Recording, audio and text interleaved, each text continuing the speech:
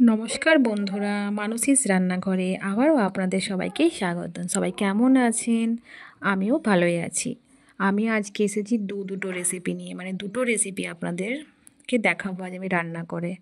প্রথমেই বানাবো দু রকমের মাছ দিয়ে আর সর্ষে বাটা দিয়ে একটা মাছের রেসিপি। ঠিক আছে, এখানে দু রকমের মাছ নিয়েছি।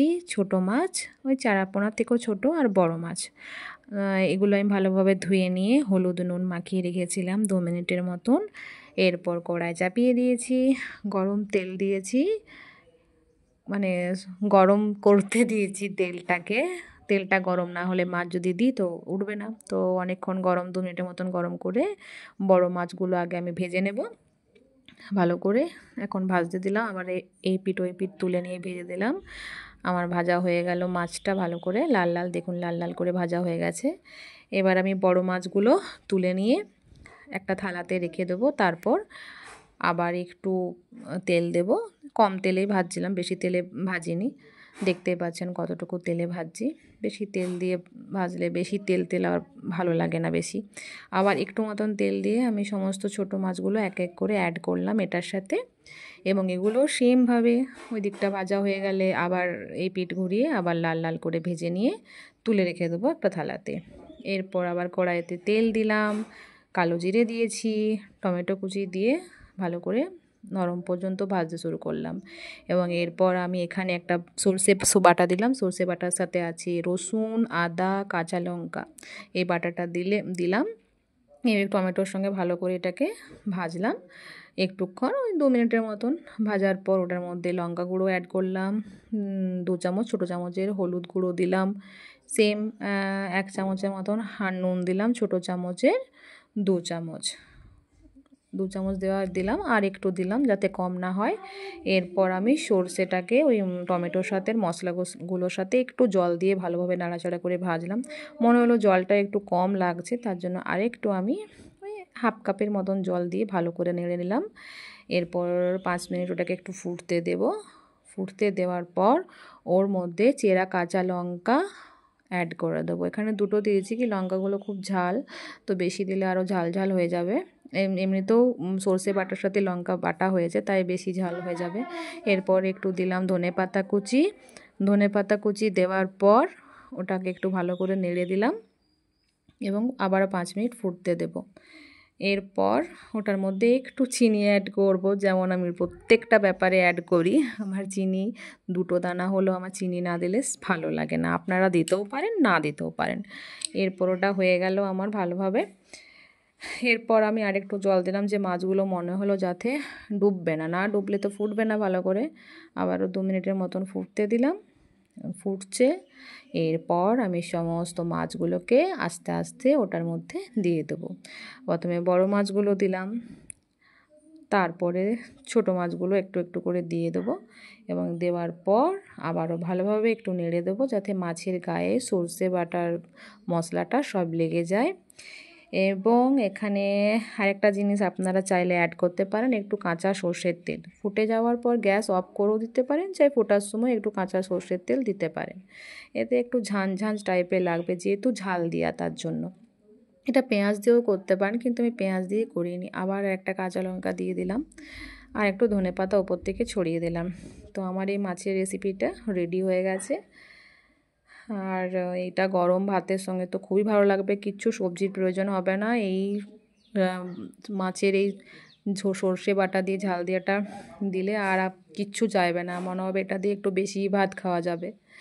তো একটু ফুটতে দিচ্ছি আমি, ভালো করে ফুটলে সমস্ত মশলাটা মাছগুলোর মধ্যে ঢুকে যাবে এবং খেতেও ভালো লাগবে। আমার এই ভিডিওতে রেসিপিগুলো কেমন লাগছে আপনাদের কমেন্ট বক্সে অবশ্যই জানাবেন। যদি ফেসবুক থেকে দেখে থাকছেন তো লাইক, কমেন্টস আর ফলো করবেন, আর ইউটিউব থেকে দেখে থাকলে লাইক, কমেন্টস এবং সাবস্ক্রাইব করে দেবেন। আর অবশ্যই জানাতে ভুলবেন না আমার রেসিপি কেমন হয়েছে। আমার রেডি হয়ে গেছে মাছের রেসিপি। এর মধ্যে আমি একটু বললাম না, সর্ষের তেল অ্যাড করে দিলাম যাতে একটু ঝাঁঝ টাইপের লাগে। দেখে কেমন লাগছে জানাবেন। আমার এখানে ভাতের সাথে খাবার জন্য রেডি হয়ে গেছে মাছের ঝাল দিয়া। চলুন, এই রেসিপিটা তো হয়ে গেছে, এবার আমি একটা শাকের রেডি করব রেসিপি। কী শাক বলুন তো, দেখে কী মনে হচ্ছে? হ্যাঁ, এটা কলমি শাক। কলমি শাক খুব ফেভারেট আমার, আমার খুব ভালো লাগে। এরকম করে বানাবেন, দেখবেন আপনাদেরও যারা খায় না তারাও এরকম করে খেতে পারবে। প্রথমে একটা আলাদা কড়াই চাপালাম, কড়াইটা একটু গরম হতে দিলাম। গরম হতে দেওয়ার পর এটা আমি গরম হবার একটু তেল দিয়ে দেবো। শাকগুলো ভালোভাবে কেটে রেখেছি, কেটে নিয়ে একটু ধুয়ে নিয়েছি এবং জল ঝরতে দিয়েছি। জল থাকলে, ঝরে গেলে বেশি জল আর বেরোবে না। এবার আমি ওই 1 চামচ আর একটুর মতন সর্ষের তেল অ্যাড করেছি এর মধ্যে। তেলটা গরম হতে দিলাম, দেখুন ধোঁয়া উঠছে তেলটাতে আমার। তো এর মধ্যে আমি এবার একটু কালো জিরে দিয়ে দিলাম, তারপর পেঁয়াজ কুচি অ্যাড করলাম। এটাতে অর্ধেকটা পেঁয়াজ দিয়েছি, আপনার বড় পেঁয়াজ ছিল যেহেতু, আপনারা ছোট হলে একটাও দিতে পারেন, গোটা বড় হলে একটাও দিতে পারেন। তো আমি এর মধ্যে পেঁয়াজ কুচি অ্যাড করলাম, একটু নাড়াচাড়া করে নেবো পেঁয়াজ কুচিটা, একটু লাল লাল হবে ভাজতে ভাজতে। তারপর ওটাকে আমি ভাজতে দেব এবং তারপর ওই মানে যেটা আমি জল ঝরতে দিয়েছিলাম, কলমি শাকগুলো ভালো করে কুচি কুচি করে কেটে নিয়ে সেটা আমি অ্যাড করব। তো ভাবলাম যে না, ফার্স্টে একটু নুন দিয়ে দিই, যদিও পরেও দেওয়া যেতে পারে, আন্দাজটা বোঝা যাবে। তো আমি একটু প্রথমে একটু নুন দিলাম, এরপর ওর মধ্যে একটু লঙ্কা গুঁড়িও দিয়ে দিলাম, একটু হলুদও দিয়ে দিলাম, ভালো লাগবে। এবং ওটা একটু মশলাগুলো ওর সাথে একটু নাড়াচাড়া করে নিলাম, ভাজা ভাজা হয়ে গেছে। এরপর আমি কলমি শাকগুলো আমার দেখলাম জলঝরা হয়ে গেছে। এগুলো কলমি শাক, খুব সুন্দর লাগে এই রেসিপিটা। এটা আলু দিয়েও করতে পারেন, আলু দিয়েও ভালো লাগে, চিংড়ি মাছ দিয়েও করতে পারেন, কিন্তু আমি এখানে এখন এমনি নর্মাল করেছি।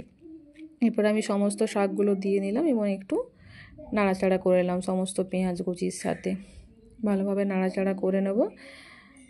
একটু জল বেরোবে মনে হচ্ছে, কিন্তু নাও বেরোতে পারে, যেহেতু অনেকক্ষণ আমি এটাকে আমি ঝরতে দিয়েছিলাম জল এর মধ্যে বেরোবে না।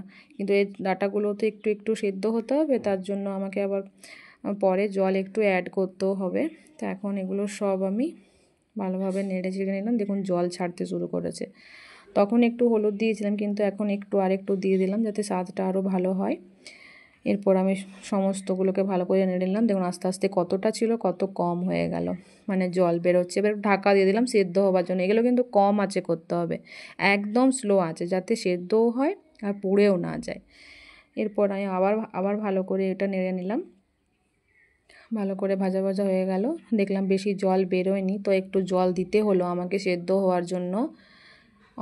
আবার আমি ঢাকা দিয়ে দিলাম, ওই 2-3 মিনিটের মতন করে ঢাকা দিচ্ছি, আবার খুলে দিচ্ছি, কি আবার লেগেও যেতে পারে। এখনও জল অনেকটাই আছে, জলটা মরতে দিলাম। 3-4 মিনিটের মতন জল মরে গেল, আমার এই শাকটা হয়ে গেছে ভাজা ভাজা। তো আর একটু ভালো করে ভেজে নিলাম, এরপর আমার শাক ভাজা রেডি। এবার ওপর থেকে কাঁচা লঙ্কা চিড়ে দিয়ে দিলাম। তো আমার শাক ভাজা রেডি, কলমি শাক ভাজা। আপনারা কেমন লাগছে আপনাদের রেসিপিটা বলবেন, এরকম করে বাড়িতে অবশ্যই ট্রাই করবেন, দেখবেন ভালো লাগবে গরম ভাতের সাথে। তো আমার এই কলমি শাক ভাজা রেডি, এবার আমি পরিবেশন করব। আমার ভিডিও দেখার জন্য থ্যাংক ইউ।